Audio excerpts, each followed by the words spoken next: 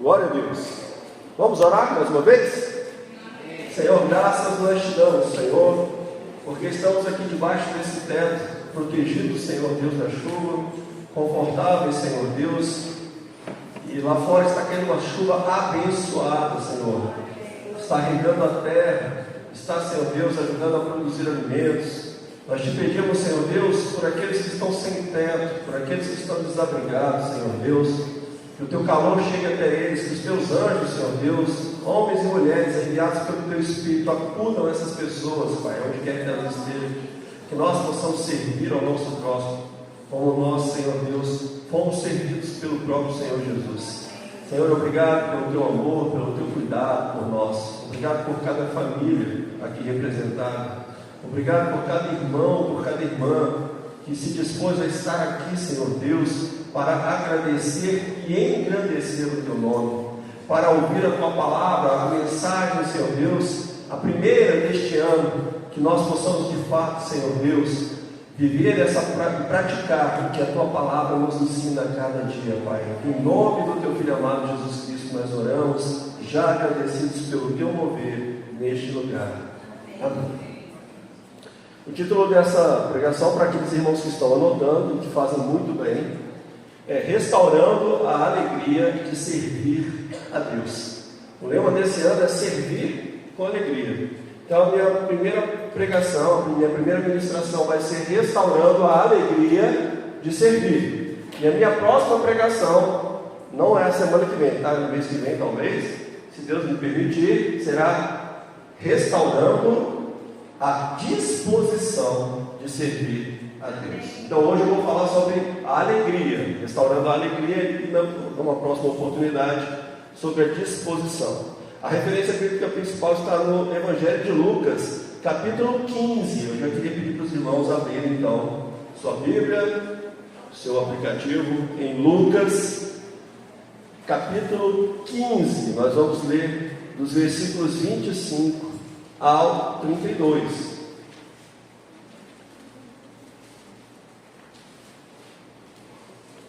Todos encontraram? Diz assim o texto sagrado. Jesus contando uma parábola. Essa era a terceira que ele estava contando. E ele diz assim: ora, já é um pedaço já para frente, para o meio dessa parábola. Jesus diz: ora, o filho mais velho estava no campo. É a parábola muito conhecida do filho pródigo, mas eu vou falar do trecho aqui do 25 em diante. Ora, o filho mais velho estava no campo. Quando voltava, ao aproximar-se de casa, ouviu a música e as danças. Repita comigo, por favor. Ouviu a música e as danças. Chamou um dos empregados e perguntou o que era aquilo. E ele informou: o seu irmão voltou, por tê-lo recuperado com saúde. O seu pai mandou matar o bezerro gordo. Repita comigo, por favor. Mandou matar o bezerro gordo. Versículo 28. O filho mais velho se indignou e não queria entrar. Repita comigo, por favor, igreja. E não queria entrar. Saindo, porém, o pai procurava convencê-lo a entrar, mas ele respondeu ao seu pai: faz tantos anos que sirvo o Senhor e nunca transgredi um mandamento seu, mas o Senhor nunca me deu um cabrito sequer para fazer uma festa com os meus amigos. Mas quando veio esse seu filho, que sumiu com os bens do Senhor, gastando tudo com prostitutas, o Senhor mandou matar o bezerro gordo para ele. Então o pai respondeu: meu filho, você está sempre comigo, tudo o que tenho, tudo que eu tenho é seu. Repita comigo, por favor. Tudo o que eu tenho é seu. Mas era preciso festejar e alegrar-se, porque este seu irmão estava morto e reviveu, estava perdido e foi achado. Repita comigo uma última vez: estava perdido e foi achado. Aleluia! Quantos podem dar uma glória a Deus? Aleluia! O Senhor Jesus Cristo, neste capítulo 15 de Lucas, contou 3 parábolas com o mesmo propósito. O contexto está aqui no começo do capítulo 15, nos versículos 1 e 2, nos quais o texto bíblico afirma que todos os publicanos e pecadores aproximavam-se de Jesus para o ouvir. Os publicanos eram judeus que trabalhavam como coletores de impostos, e por isso eles eram tão odiados pelos seus compatriotas. Quem está assistindo aquela série Chosen, The Chosen, viu tanto que Mateus ali é desprezado e odiado até pelos seus pais, no começo da história ele era desprezado até pelos próprios pais. E o texto diz que pecadores, publicanos, pessoas marginalizadas e rejeitadas vinham até Jesus, eram atraídas até Jesus para o ouvir. E aqueles que se diziam religiosos, os fariseus, os escribas, murmuravam, dizendo: este recebe pecadores e come com eles. Então, na cabeça daqueles religiosos, eles eram melhores do que aqueles pecadores. Eles eram melhores, mais dignos de honra, de privilégios, do que aqueles de má fama. E quantas vezes nós temos esse mesmo sentimento? Chega no carnaval, por exemplo, nós geralmente vamos para um retiro, nós vamos para um retiro espiritual, nós vamos nos retirar, nós vamos buscar a presença de Deus, nós vamos aprender mais de Deus. E aí a gente fica naquele sentimento: nesse horário que eu estou aqui de joelhos, clamando ao Senhor, pedindo misericórdia dEle, eu sei que muitos estão lá no eixão do prazer, muitos estão lá na maratona, muitos estão lá no carnaval, no Rio de Janeiro, então nem se fala, e a gente se sente mais dignos de honra, mais dignos da atenção do nosso Pai. A gente acha que o nosso Deus nos ama mais por isso do que aqueles outros que estão lá. Eu sou pecador, mas eu não sou que nem aqueles. Eu não estou aqui, não estou lá sem roupa, rebolando, fornicando. Então aqueles religiosos, eles se sentiam melhores do que aqueles pecadores. Eles sim eram dignos da graça e do amor de Deus, porque eles só tinham virtudes. Eles sim tinham predicados morais, mas aquelas pessoas, elas deviam ser repudiadas, elas deviam ser rejeitadas, elas deviam ser desprezadas. Para aqueles fariseus e escribas, Jesus não deveria acolher aquelas pessoas e tratá-las bem. Em resposta àqueles religiosos, Jesus inicia uma série de 3 parábolas, nas quais ele ilustra a alegria do encontro, a alegria de encontrar aquilo que estava perdido. Por exemplo, Jesus fala da alegria do pastor quando encontrou a ovelha perdida. O que aquele pastor fez? Ele chamou os amigos e vizinhos, dizendo-lhes: alegrem-se comigo, porque já achei a minha ovelha perdida. Jesus fala da alegria daquela mulher quando finalmente encontrou a sua dracma, a sua moeda. O que ela fez? Ela reuniu as amigas e as vizinhas, dizendo: alegrem-se comigo, porque achei a dracma que eu tinha perdido. Nessa parábola do filho pródigo, o pai se alegra porque encontrou o seu filho com saúde. E o que ele diz?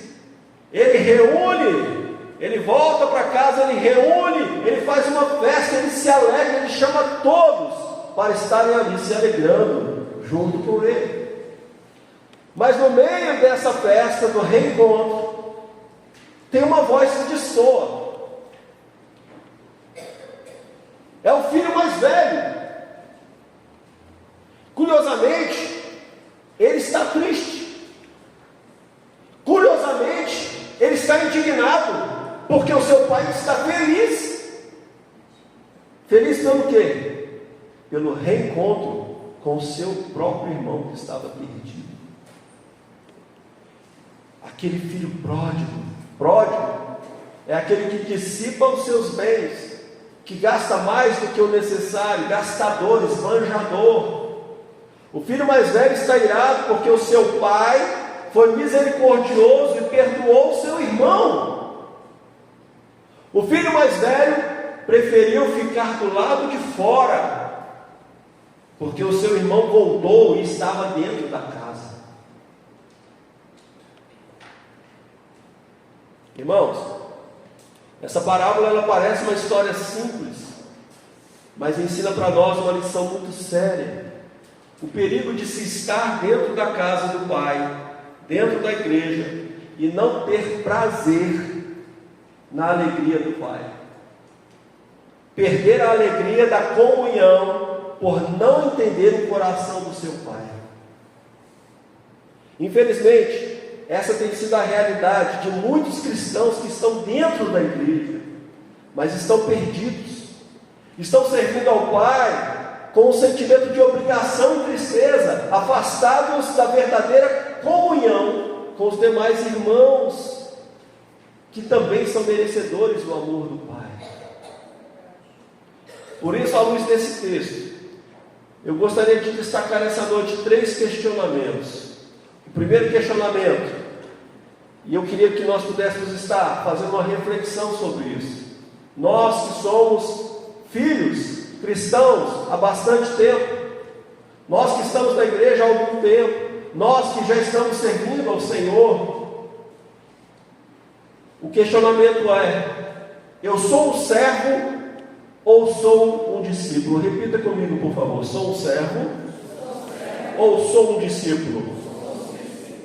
O filho mais velho vivia na casa e servia ao seu pai.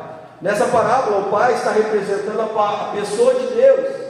Nós, que somos cristãos ativos, servimos na casa de nosso Pai Celestial, mas aquele filho mais velho, sem perceber, feriu 2 dos principais mandamentos do Senhor, que é amar a Deus sobre todas as coisas e amar o seu próximo como a si mesmo. Primeiro porque ele ficou irado com o seu pai, porque o seu pai recebeu com alegria o seu irmão que voltou para casa. Ele pegou contra o seu pai. Segundo, porque ele não demonstrou amor e compaixão pelo seu próprio irmão, que era o seu próximo, que estava perdido e foi encontrado. Confiando apenas no seu senso próprio de justiça. O filho mais velho, ele era velho, deveria ser mais experiente, mas ele achava que o seu irmão não merecia perdão, muito menos ser recebido de volta daquela forma, com tanta alegria. Isso fica claro com o que ele falou na segunda parte do versículo 29, acompanhe comigo. Ele desabafa com seu pai e diz assim: o Senhor nunca me deu um cabrito sequer para fazer uma festa com os meus amigos. Essa atitude demonstrou que aquele filho mais velho achava que estava agradando ao seu pai, trabalhando muito, servindo com dedicação. Ele trabalhava duro todos os dias, mas ainda não havia aprendido o que de fato alegrava o coração do seu pai.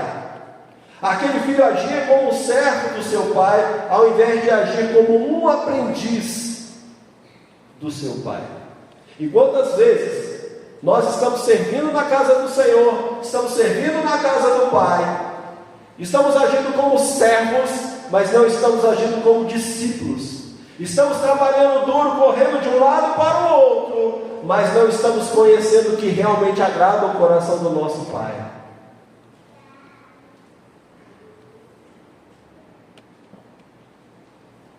Jesus nos chama não somente para servir, mas para sermos como Ele é, para sermos seus imitadores, para sermos seus discípulos.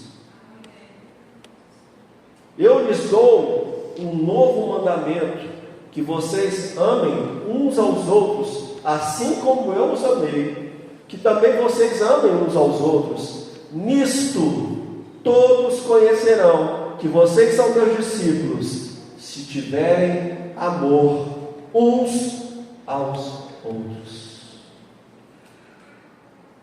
Quando as pessoas que estão no mundo olharem para quem está dentro da igreja e ver que nessas pessoas tem o amor de Jesus, verdadeiramente elas saberão que nós somos discípulos de Jesus Cristo. Quando nós aprendermos a amar verdadeiramente uns aos outros, a honrar verdadeiramente uns aos outros, a cuidar do nosso irmão, tratar com zelo, considerar como se ele fosse mais importante do que a nós mesmos. Isso nos ensina que o nosso trabalho, a nossa religiosidade, a nossa espiritualidade não terão valor aos olhos de Deus, se não aprendermos a pensar e agir como Ele faz. Devemos renunciar ao nosso senso próprio de justiça, abrir mão do nosso legalismo, do nosso ciúme, da nossa falta de amor ao próximo, da nossa dificuldade de liberar perdão. Se não demonstrarmos amor àqueles a quem Deus ama, o nosso serviço na casa de Deus será em vão. E por isso eu pergunto essa noite: somos servos ou somos discípulos? O nosso trabalho é sim muito importante, bem-vindo, mas o que alegra o coração do nosso Pai, o que nos leva à intimidade com Ele, é a comunhão todos os dias com Ele. Então, o que alegra o coração do nosso Pai é a comunhão que nos leva à intimidade. A intimidade que nos leva ao crescimento. O crescimento que nos leva à maturidade. A maturidade que nos leva a pensar e desejar ser como o nosso Pai. É isso, irmãos, que alegra o coração de Deus. Claro. O que alegra o coração do nosso Pai é a comunhão que nos leva à intimidade. A intimidade que nos leva ao crescimento. O crescimento que nos leva à maturidade. E a maturidade que nos leva a desejar ser como o nosso Pai. A pensar como Ele, a agir como Ele agiria se estivesse no nosso lugar. Segundo questionamento, em cima desse texto: sou um filho ou sou um escravo? Repita comigo, por favor: sou um filho ou sou um escravo? O filho mais velho estava na casa do seu próprio pai, mas se sentia como um escravo.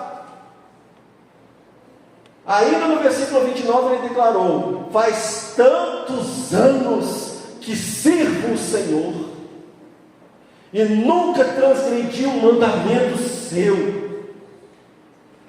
O verbo servir, empregado por Jesus nesse trecho da parábola, tem origem na palavra grega doulos, que significa escravo.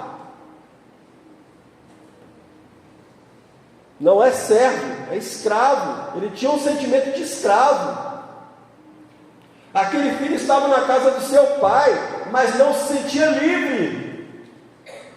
Quantos de nós temos cometido o mesmo erro e passado a ideia que o nosso serviço na casa de Deus é algo penoso, é um fardo, é um peso? Quantos de nós temos vindo à casa do nosso pai por obrigação, por obediência, ou porque já virou uma tradição, virou um hábito? Domingo é de novo, dá 5 horas, não é hora de botar a roupa e ir para a igreja. Ou então dá 4 horas, é hora de botar a roupa e ir para a escola bíblica. do ensino bíblico dominical. Virou um hábito. Cadê o prazer?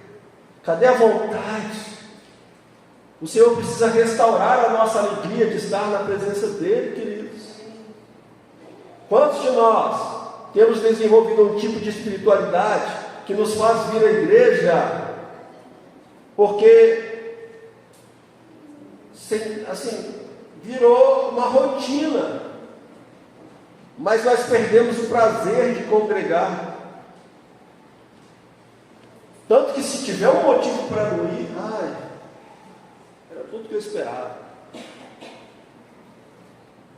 Eu já ouvi falar de pessoas que vêm à igreja porque têm medo de Deus castigá-los se não vierem para o culto. É verdade que nós devemos temer ao Senhor, porque quem não teme ao Senhor entra por um caminho muito perigoso. Entretanto, a nossa motivação, queridos, não deve ser o medo, mas a honra.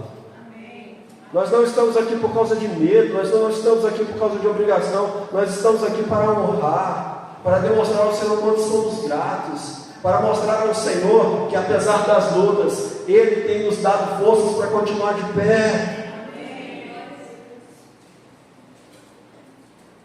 Eu devo fazer isso por uma questão de honra, porque eu desejo alegrar o coração do Pai, porque eu quero que o meu relacionamento com Ele seja um relacionamento saudável de pai e filho, e não de senhor e escravo.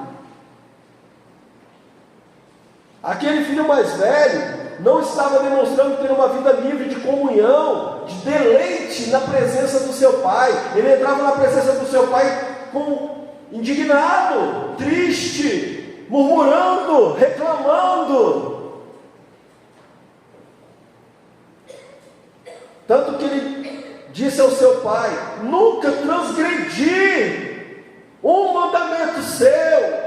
Mas no fundo ele sabia que não tinha a liberdade de um filho. Ao invés de ele demonstrar felicidade e gratidão, ele abriu a sua boca para murmurar. Mas esse ano nós não vamos fazer assim, irmãos. Esse ano nós queremos servir com alegria. Esse ano nós queremos servir com disposição. Esse ano nós queremos servir ao Senhor com a mentalidade de quem quer agradar o coração do Pai. Aleluia. Aquele filho, ele era livre, mas não conseguia ser feliz, porque ele estava com o coração amargurado. Quantos cristãos estão na casa do Pai, são filhos legítimos, mas têm vivido na escravidão do pecado? Quantos cristãos são livres, mas ao invés de demonstrar felicidade e gratidão por servir na casa do Pai, têm demonstrado peso, cansaço, tristeza, fadiga? Não aguento mais. Isso é um reflexo. Isso é reflexo de um espírito amargurado, escravizado. Por favor, repita comigo: Senhor, Tu és o meu Pai, eu sou o Teu Filho, e meu prazer é estar em Teus átrios, servindo com alegria e gratidão, como um filho e não como um escravo. Uma coisa te peço, Senhor, e a buscarei, que eu possa habitar em Tua presença para sempre. E quantos podem aplaudir ao Senhor?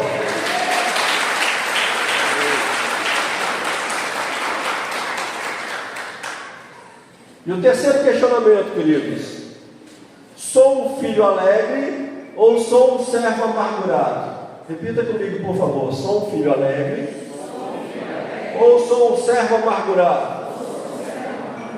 O coração daquele filho mais velho estava cheio de amargura, de ciúme, de indignação contra o seu pai.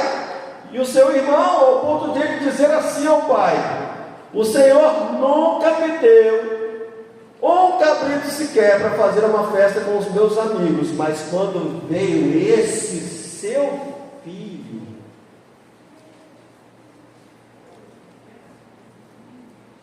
amados irmãos, quantos de nós agimos igualzinho a esse camarada? Quantos de nós também adotamos uma espécie de complexo de santidade? Eu sou bom, eu sou obediente, eu estou certo, eu mereço um tratamento diferenciado, eu é que mereço o melhor.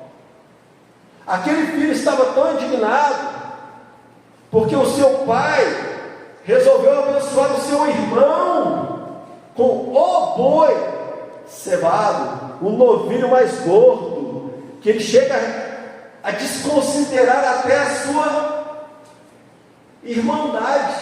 Ele fala: esse seu filho, ele não fala esse meu irmão, ele não considera nem aquele rapaz mais como irmão, desprezando esse pecador, esse dissoluto. Ele gastou tudo. Eu nunca fiz nada errado, eu sempre fui bom, eu sempre fiz tudo que o Senhor pediu. Complexo de santidade. Aquele boi gordo, ele estava sendo preparado para ser abatido somente numa ocasião muito especial. Mas para aquele irmão mais velho, a ocasião nunca poderia ser essa. O que meu pai pegar aquele bezerro que a gente estava lá engordando para uma ocasião especial e gastar com esse aí? Mas o pai deu o seu melhor para o filho que não merecia. Meus irmãos, Jesus estava explicando para aqueles escribas e fariseus, e está explicando para nós essa noite, que o nosso Pai, Ele sempre prepara o seu melhor, e Ele já nos deu o seu melhor, o seu único Filho, para ser sacrificado em favor daqueles que não mereciam. Nós não merecíamos, nós não tínhamos nada em nós que Deus pudesse olhar e falar: Ele merece. Nós não merecíamos, mas ainda assim o Senhor nos deu o seu melhor.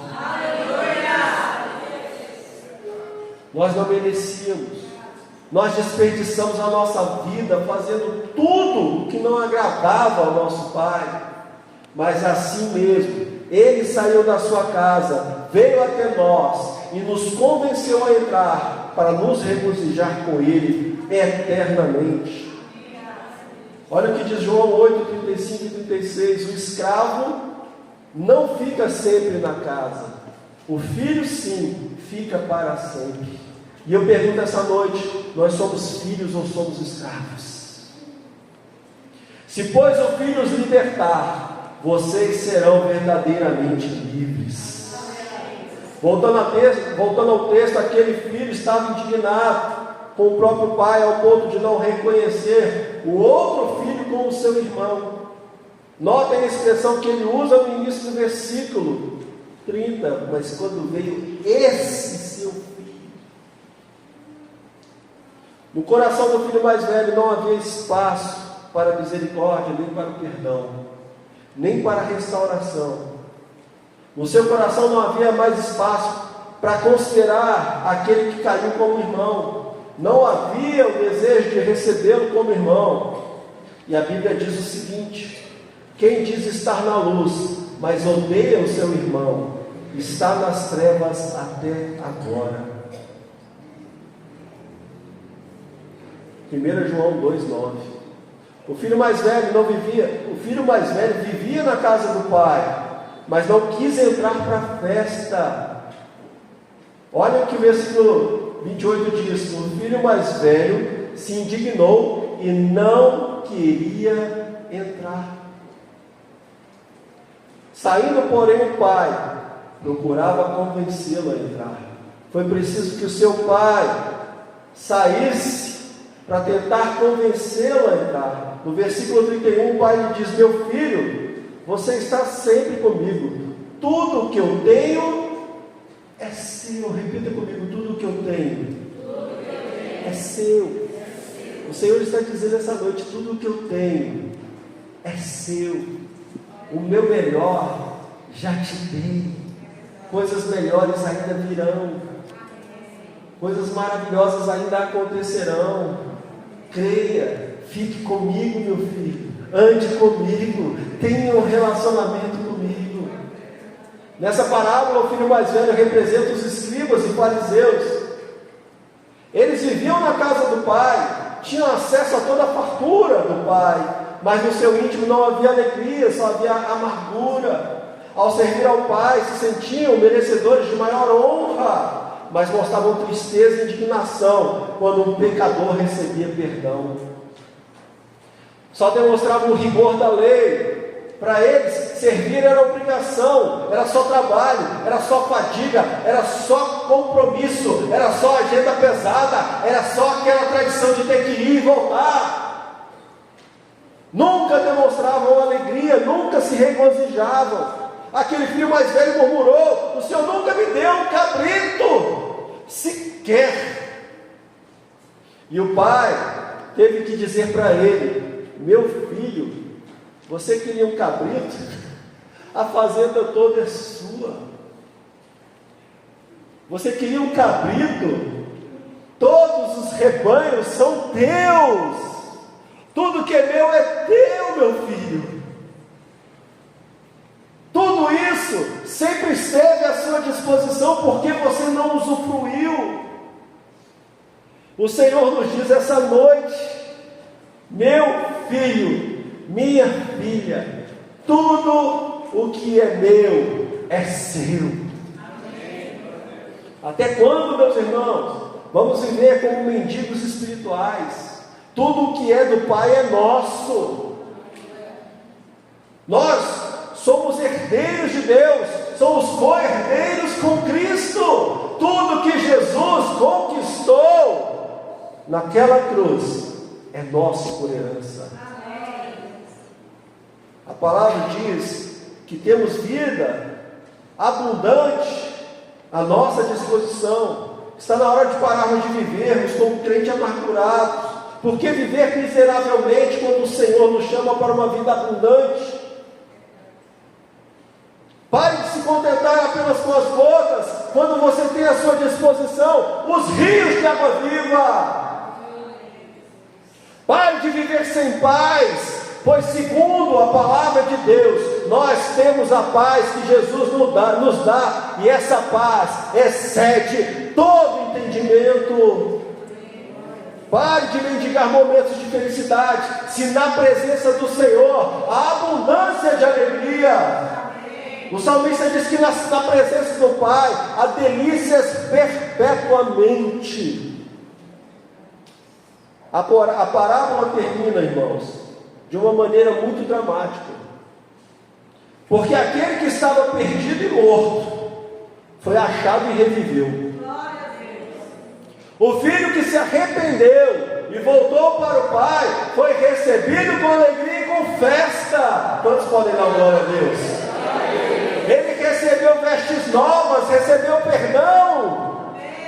Ele recebeu novos calçados, novas sandálias, um novo começo, um novo caminhar na presença de Deus.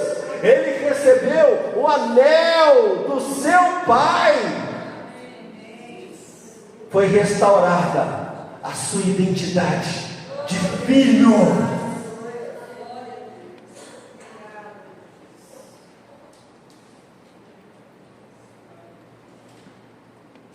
Ele teve restaurada a sua herança.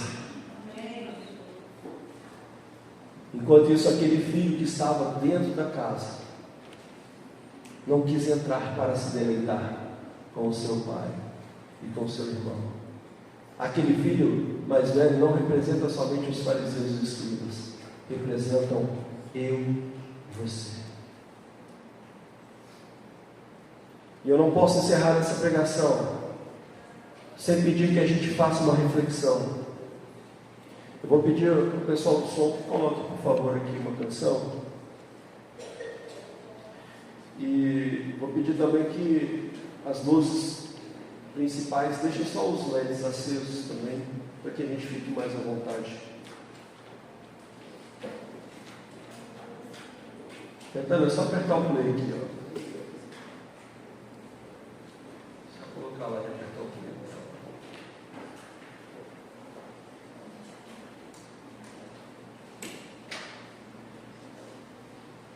Eu não quero terminar essa pregação sem te convidar a fazer uma reflexão. De que adianta nós estarmos na igreja domingo após domingo, semana após semana, mas não termos um relacionamento firmado com Deus, com o nosso Pai? Será que só vamos buscá-lo quando precisarmos de alguma coisa ou estivermos com alguma emergência?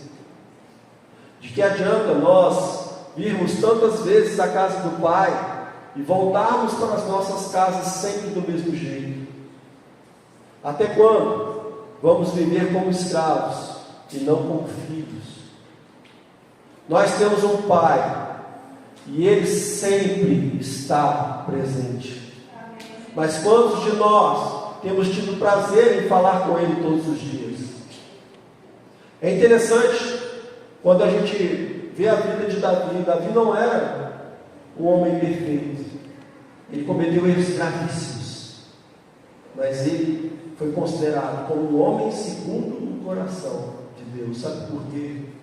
Porque ele tinha facilidade de se prostrar diante do Senhor, de se reduzir a nada e falar: Senhor, quem sou eu? Quem sou eu, Pai? Eu não mereço, mas uma coisa eu te peço, que eu possa habitar na tua presença para sempre. O Salmo 5, versículo 3 mostra que Davi, antes de o sol, pode colocar, antes de o sol nascer, Deus já ouvia a voz de Davi clamando por ele. E o texto diz que Davi esperava a resposta de Deus. Isso é relacionamento, irmãos. Isso não é aquela oração que só fala, pede. Ele falava: antes do sol raiar, o Senhor já escuta a minha voz, e eu aguardo pela sua resposta. Nós temos um Pai. O Senhor não precisa da nossa religiosidade. O Senhor já sonda os nossos corações e conhece as nossas necessidades. Mas o que vai alegrar o coração do nosso Pai não é o nosso serviço, por mais dedicado e excelente que seja, e sim intimidade e relacionamento. E se você quer, nesse ano de 2024, fazer com que o seu relacionamento com Deus suba um degrau, suba 2 degraus, suba 3, e aumente ainda mais a sua intimidade, o Senhor quer te dizer essa noite: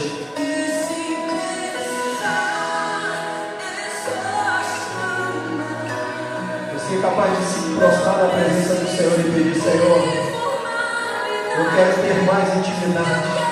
Eu não quero somente trabalhar como escravo.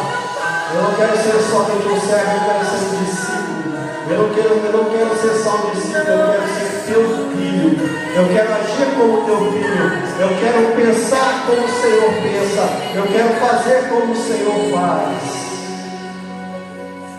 Se você quer, se você deseja de fato que 2024 seja um ano de um relacionamento mais estreito com esse Pai maravilhoso, eu quero te convidar para frente, para se prostrar não diante do pastor Rodrigo, não diante de altar na igreja, mas diante do teu Pai, que está te vendo agora, que está sondando o seu coração agora, e realmente que Ele te motive, que Ele te encoraje a chegar mais fundo, a mergulhar mais fundo na sua presença.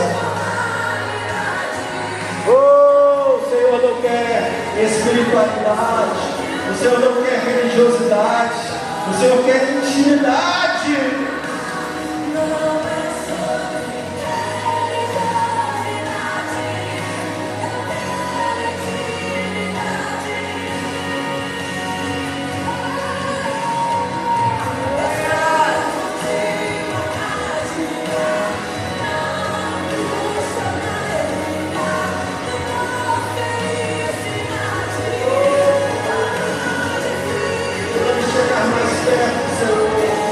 Leva-nos além, Senhor. Oh, Papai, quantas horas gastamos com tantas coisas, Senhor, mas queremos gastar mais horas do nosso dia, mais dias da nossa semana, para buscar a Tua presença, para estreitar o nosso relacionamento, para termos um relacionamento de intimidade contigo, Senhor.